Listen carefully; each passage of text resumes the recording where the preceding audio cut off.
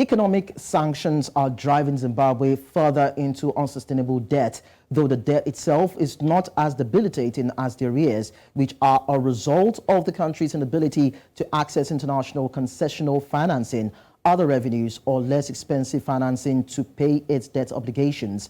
Zimbabwe's $5.7 billion of bilateral debt arrears account for 69% of the $2.6 billion of multilateral debt. 91% is the arrears. Now, this makes arrears the new debt of the country. With 5 high debt resolutions held between December 2022 and May 2023, Zimbabwe has institutionalized a platform for regular, constructive and open dialogue centered around its arrears clearance and debt resolution. Now, the African Development Bank is stepping deeper into the conversation to help Zimbabwe resolve its issues. Will that in any way help the Southern African nation get out of its neck-deep debt anytime soon? Joining me this morning is Dr. Prosper Chitambara, Developmental Economist, and is joining me from Mutare, Zimbabwe. It's nice to have you join us, Dr. Prosper, on the show. Thank you so much for having me. Now, it's been over 18 months now that Zimbabwe, with the help of the African Development Bank, to find some sort of discussions and a rallying ground with the creditors to help clean up the debt crisis, or to deal with the issue of the debt crisis that the Southern African nation is faced with. But then one major issue or one major problem is having the creditors come on board to hold the discussion with Zimbabwe. So the question is, with the efforts of the Zimbabwean government and the AFDB, has there been any progress whatsoever in the talks that is expected to happen? Oh, thank you so much. So I think in terms of tangible progress with respect to implementation, I think of some of the key ideas that are coming up of the discussions that have been happening. There hasn't been much significant traction or movement. But I think the most important thing is to get talking. The issue of re-engagement, I think, becomes very, very important, because it helps to enhance transparency and accountability, and also engender greater levels of confidence in terms of Zimbabwe's macroeconomic and debt management agenda and policy going forward. But of course, there's still a lot of work that we need to do as a country. I think I would say that really the onus is on us as a country to implement the right cocktail of reforms that are necessary to enhance and to unlock even greater investments, and to enable even businesses to be able to thrive and to generate even more tax revenues for the government that can then be used to pay off these arrears. So I would say our work is cut out for us as a country. So yes, the dialogue is important. And of course, we also need to ensure a greater inclusivity in the dialogue. We've seen an outcry from non-state actors who feel that they might have been left out by government, in particular the NGOs. So I think they also need to incorporate that critical stakeholder within the dialogue processes. So at least we come up with a consensus position that is broad-based, a position that's shared and that's inclusive, and that should even help to unlock even the support from the NGOs, other non-state actors in the whole debt resolution matrix of the country. So I would say I think we are on the right trajectory, but there's still a lot of work that we need to do, even to ensure that there's sustainable growth and development. Because ultimately, sustainable arrears clearance must be anchored on sustained and sustainable growth and development. So at least we broaden the productive capacity, the productive base of the economy, and we grow our economy sustainably. And once we begin to grow the economy sustainably, even the public debt to GDP ratio also begins to diminish, and that helps to ensure greater levels of even external debt sustainability. All right, we're going to look at the impact of the Zimbabwean government in terms of growing the economy and, of course, implementation of relevant reforms to transform the economy and reduce its debt crisis. But then one thing I'd like to highlight is the High Debt Resolution Forum that was recently held in Zimbabwe, where the African Development Bank President, Akinwumi Adesina, alluded to 2 decades of economic sanction on the country that actually debilitated or compromised the quality of life of Zimbabweans, as it were. So looking at how it affects the citizens or the ordinary Zimbabwean on the streets, how would you say that these economic sanctions have affected Zimbabweans, as it were, in terms of living, the cost of living, jobs, and probably businesses, and their economic life cycle, as it were? Yeah. So what they've done, they've affected the country through a number of channels. The first channel is that they've actually increased the risk premium, the country risk premium, or the political risk premium that is actually attached or associated with doing business in Zimbabwe. And this has even made it difficult for the country to access even fresh and cheap finance globally. They've also obviously affected a number of our international correspondent banking relationships have actually been lost. And this has actually made it even more difficult for Zimbabwe as a country to effectively trade and cooperate with the international community. So because of the increase in the risk premium in particular, we have seen that it's been difficult for investments to actually come in. Because in spite of even our own local challenges, the sanctions have added an extra weight, an extra burden in terms of our capacity as an economy to be able to unlock greater inflows of capital and investments in the country, which are critical also in terms of the creation of jobs and sustainable growth and development within the country. No country can sustainably grow without investments, both local investments and foreign investments. And of course, the sanctions have really poisoned the doing business environment, the investment environment. It's made it even more difficult for Zimbabwe to compete even with other countries. So when you look at, say, even our foreign direct investment inflows, trends over the past 2 or so decades, there's actually been a downward spiral in terms of foreign direct investment inflows, even in terms of capital inflows.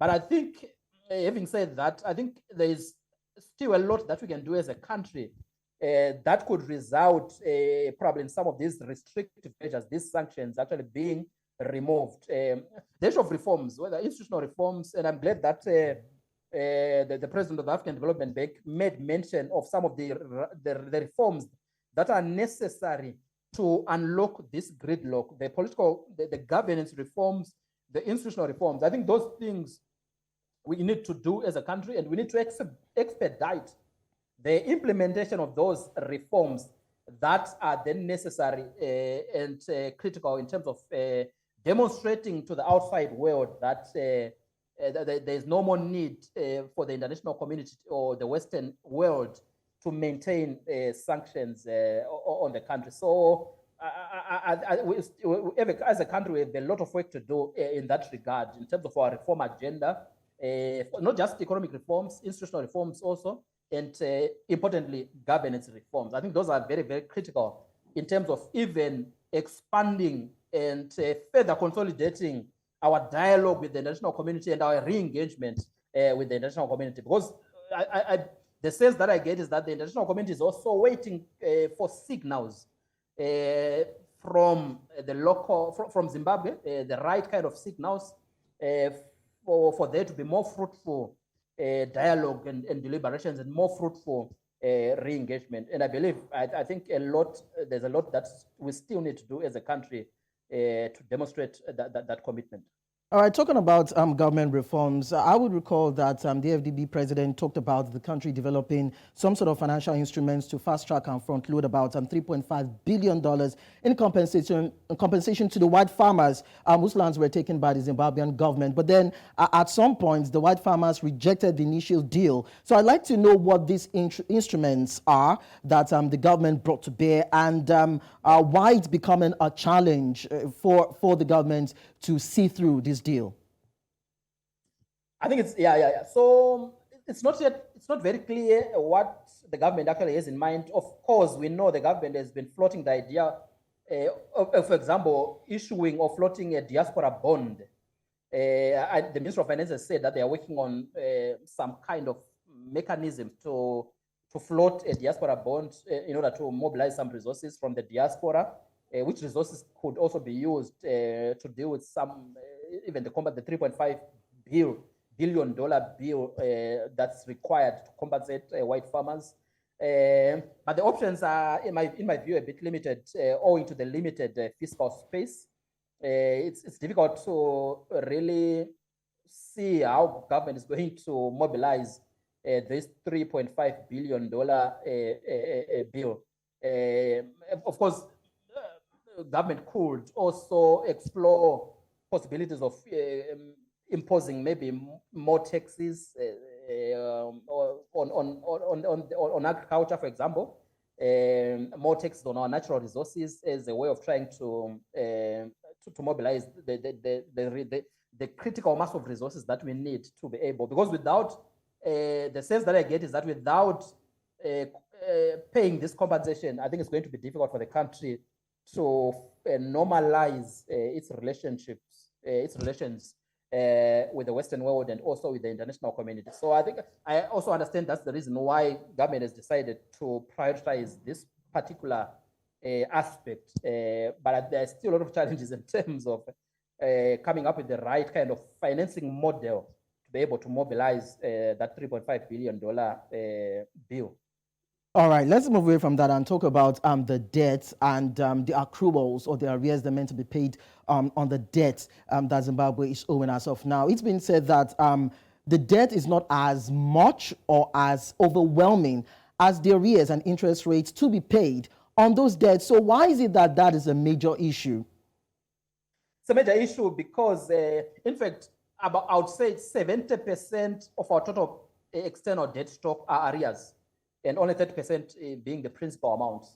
So what has happened is that over time, the country has been failing to service its external debt, and we've therefore accrued penalties and other charges. So the more we continue to service our external debt, the more we continue to accrue arrears. So it's really a very difficult and invidious situation that we are in. For over the past few years, the government has also been making some token payments, but these are still very, very insignificant. But ultimately, I think we just need to implement the reforms that unlock more investments, more capital, and also probably undertake some kind of tax adjustments and see which other sectors could actually contribute through tax. But of course, when you talk about tax, it's a challenge in the fact that Zimbabwe is one of the most tax-burdened economies actually in the world. So there's limited scope for the imposition of more taxes unless we are more innovative in terms of probably coming up with taxes that will not then harm the economy or private sector and investments. So I think there's need for some financial innovations and re-engineering that must take place in terms of coming up with the right cocktail of measures to be able to mobilize the resources to pay off our arrears and also the urgent $3.5 billion compensation to white farmers. So what's your projection as regards the talks that are said to be ongoing with the creditors? Because you have hammered on reforms. Do you think those reforms that you expect the Zimbabwean government to implement would be encouraging enough for the creditors to say, okay, you know what, let's just write off the debts, or maybe let's reduce it? Or because, of course, you talked about the fact that even the arrears itself is overwhelming. And for a government that is not able to even pay its debt, now has an arrears that is over the roof. Now, that's a bit of an economic quagmire for the Zimbabwean government. So what do you think the creditors would come up with in terms of ongoing talks and their stance on Zimbabwe's debt? Well, I think my own assessment and projection is that we will probably see a bit of more traction around the debt resolution and even our engagement and dialogue with creditors and other partners, probably after elections. Right now, I think the country is seized with preparations for the elections, and that is, in a way, affected the implementation of the reforms that are tied to the issue of debt in general, especially the anti-corruption reforms, the governance reforms, and other institutional reforms. And I project that if we're able to have a successful election, I think that should provide a strong and a firm basis for the new government to then seriously and earnestly come to grips and address this emergency issue.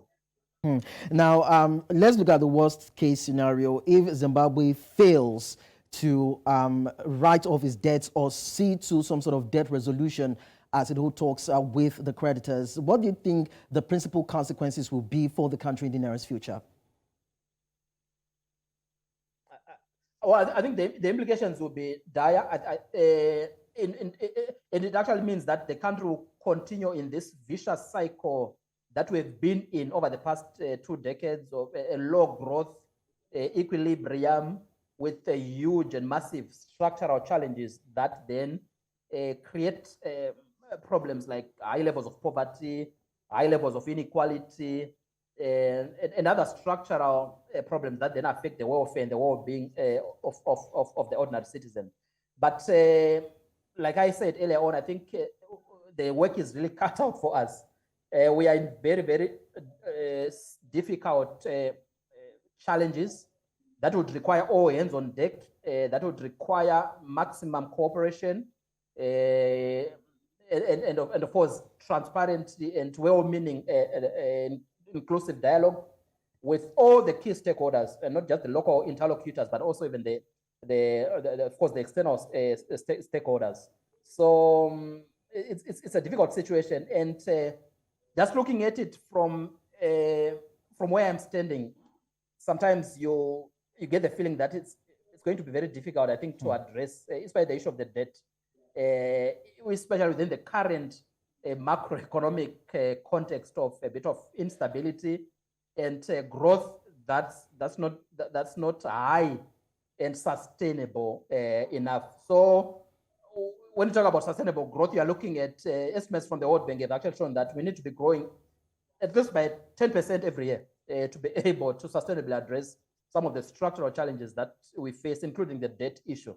And over the past few years, growth has been way below that 10% benchmark.